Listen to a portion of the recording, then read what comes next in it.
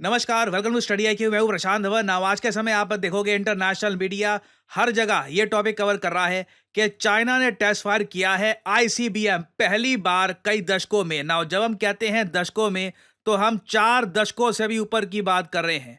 आखिरी बार चाइना ने इस टाइप का जो मिसाइल टेस्ट है किया था 1980s के आसपास। पहली बार हम देख रहे हैं कि चाइना ने एक मिसाइल दागा और ये मिसाइल सीधा जापान को पार करके पैसिफिक ओशन में जाकर गिरा है। और याद रखिएगा, ये एक आईसीबीएम है।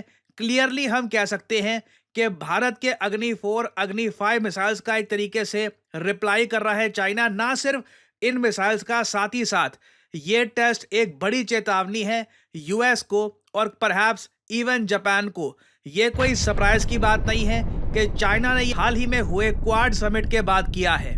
नाउ सबसे पहले तो यहाँ पे आपके माइंड में एक सवाल आएगा, अच्छा ठीक है, चाइना से मिसाइल लॉन्च किया गया, जापान को पार करके पैसिफिक ओशन में गिर गया। ये तो नॉर्थ कोरिया भी करता है, चाइना ने किया तो बड़ी बात क्या है। देखिए, चाइना यूजुअली पैसिफिक ओशन में इस तरीके से बिना वार्निंग के मिसाइल लॉन्च करता नहीं है, क्योंकि इवन दो आप अगर चाइनीज गवर्नमेंट से पूछोगे तो ये लोग कह रहे हैं कि इन्होंने आसपास के देशों को वार्निंग दी थी, बट रियलिटी ये है, जापान ने खुद एडमिट किया है कि इनको कोई भी वार्निंग नहीं मिली। अचानक से चाइना ने एक बड़ा मिसाइल लॉन्च किया और यहाँ पे थैंकफुली एक फेक वॉरहेड लगा हुआ था, तो बड़ा धमाका नहीं हुआ ना। यहाँ पे आपका एक सवाल आएगा कि हर जगह ये एक्रोनिम लिखा है आईसीबीएम आईसीबीएम, इसका क्या मतलब होता है? समझाता हूं आपको। आईसीबीएम मतलब कि इंटर कॉन्टिनेंटल बैलिस्टिक मिसाइल।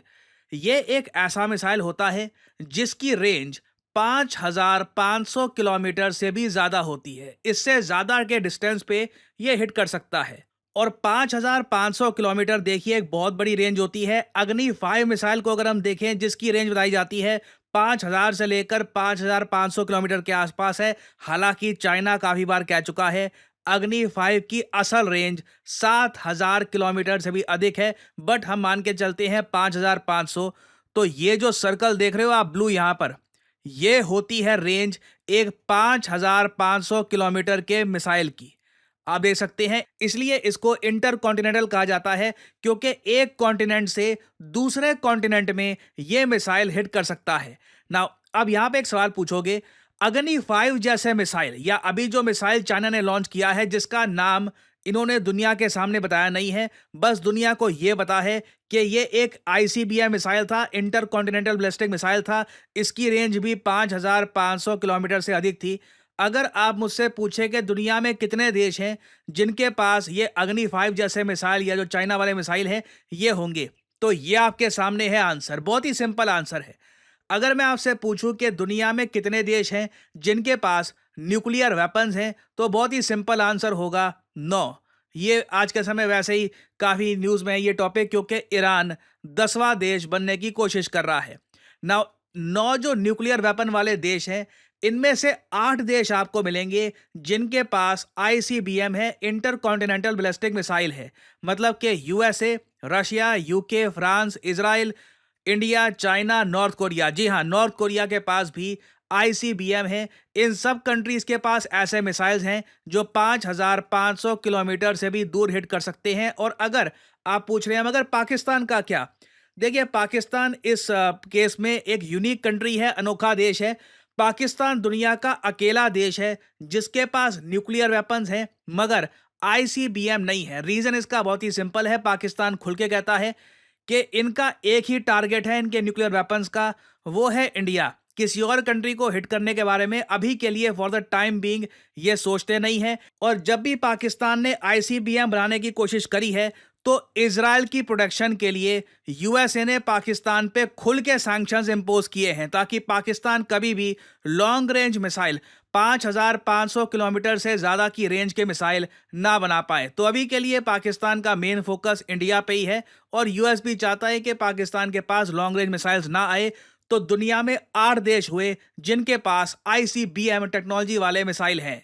और अगर यहाँ पे आपका सवाल यह है कि चाइना ने अचानक से ये मिसाइल्स टेस्ट करना क्यों स्टार्ट कर दिया, देखो ऑनेस्टली आप अगर पिछले कुछ सालों की ट्रैजेक्टरी देखो तो ये होना ही था।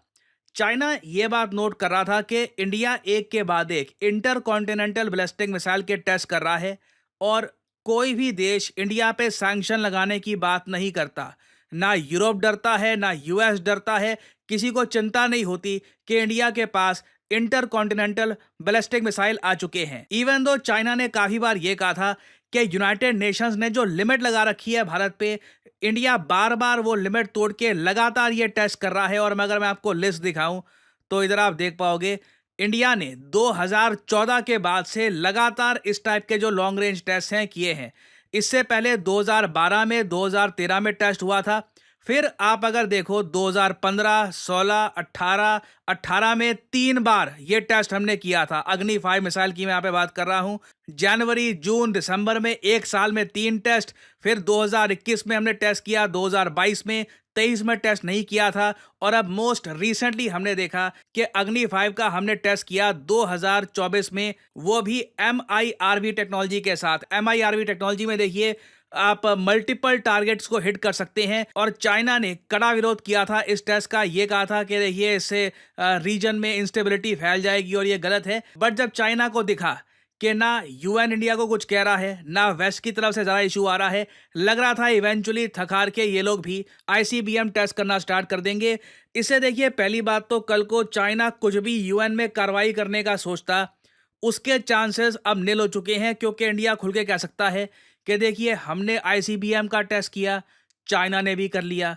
कौन सा यहाँ पे लॉ टूटा है? जो चाइना ओपनली कर रहा है उसी इशू को लेकर ये कंप्लेन कैसे कर सकते? तो चाइना का जो ये टेस्ट है ना, मैं कहूँगा ये फ्रस्ट्रेशन वाला टेस्ट है। और आप इंडियन पर्सपेक्टिव से आप अगर देखें तो ऐसा नहीं है कि हमारी सुरक्षा को लेकर हमें चिंतित होने की आवश्यकता है।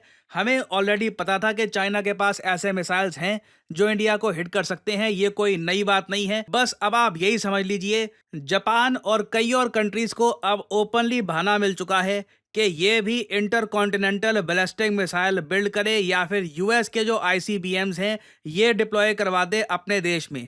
जापान तो खुल के बोल पड़ा है, वी आर सीरियसली कंसर्न, हमारे देश के ऊपर से ICBM गिरा है। न्यूजीलैंड काफ़ी हद तक कंसर्न है। तो अगेन देखो, मेरे हिसाब से यहाँ पर ये है, चाइना सब्र नहीं कर पाया, इनको ये करने की आवश्यकता थी नहीं। इससे होगा कुछ नहीं। कोई चाइना ने आप कह लीजिए नया टेस्ट करके कोई नई टेक्नोलॉजी टेस्ट करी नहीं है। बस बाकी कंट्रीज को अब ओपनली बहाना दे दिया है कि अब वो भी इस टाइप के मिसाइल्स डेवलप करेंगे। तो मैं ये कहूँगा एक स्ट्रैटेजिक ब्लंडर है। चाइना ऐसे ब्लंडर्स करता आया है रिसेंटली, तो हम ये नहीं कह सकते कि चाइना जैसा कंट्री ब्लंडर कैसे करेगा। इन्होंने जियोपॉलिटिकली बड़े ब्लंडर किए हैं, उसके बाद यू टर्न भी किए हैं। क्लियरली शक्ति प्रदर्शन करने के चक्कर में ये एक भारी भूल कर बैठे हैं। और आप देखोगे बहुत ही जल्द, मैं आपको बता दूं, जापान भी अब ऐसे टेस्ट करना स्टार्ट कर देगा और इससे इन दी एंड चाइना को ही नुकसान होगा। और फाइनली आप लोगों से यहाँ पे मैं सवाल पूछूंगा, अनुरा कुमारा, ये आज के समय एक नाम बहुत ही ज़्यादा न्यूज़ में है। ये बन चुके हैं प्रेसिडेंट ऑफ विच कंट्री? ये हैं यहाँ पे आपकी ऑप्शंस, श्रीलंका, फिजी, बांग्लादेश या फिर नेपाल। कमेंट सेक्शन में करिए उत्तर। जो लोग सही आंसर देंगे उनकी कमेंट को मैं हार्ट दे दूंगा ताकि बाकी लोग समझ पाएं कि सही उत्तर क्या है। और फाइनली आप लोगों के लिए एक बहुत ही इंपॉर्टेंट मैसेज, आप अगर जुडिशरी की एग्जाम की प्रिपरेशन कर रहे हैं तो स्टडी IQ ने लॉन्च किया है ब्रह्मास्त्र जुडिशरी लाइव फाउंडेशन बैच। आपको यहाँ पर क्या करना है, इस लिंक पर क्लिक करना है। कमेंट सेक्शन में पिन कमेंट में आपको ये लिंक मिल जाएगा और यहाँ पे आप हमारा जुडिशरी बैच कर सकते हैं परचेज। यहाँ पे आपको लाइव क्लासेस मिलती है, 1 ईयर एक्स्ट्रा वैलिडिटी यहाँ पे आपको मिल रही है और हैंड रिटन नोट्स आपको मिलेंगे। प्रेपरेशन इंटरव्यू तक की आपको करवाई जाएगी। जो लीगल करंट अफेयर्स होते हैं ये स्टडी IQ आपके कवर करेगा। तो जो यहाँ पे प्राइस लिखा है, ऑब्वियसली डू नॉट पे दिस प्राइस, सिंपली यहाँ पर कोड डालिए PG10 और प्राइसेस गिरना शुरू हो जाएंगे and you will get a massive discount. ये बैच कल शुरू होने वाला है, 26 सितंबर को पहली क्लास होगी कल से। तो this is the best time to join it. अगर आप जुडिशरी की तैयारी कर रहे हैं तो enrol in this course, it will benefit you a lot. So इसी नोट के साथ ये है वीडियो का अंत। Thank you for listening and as always may the gods watch over you.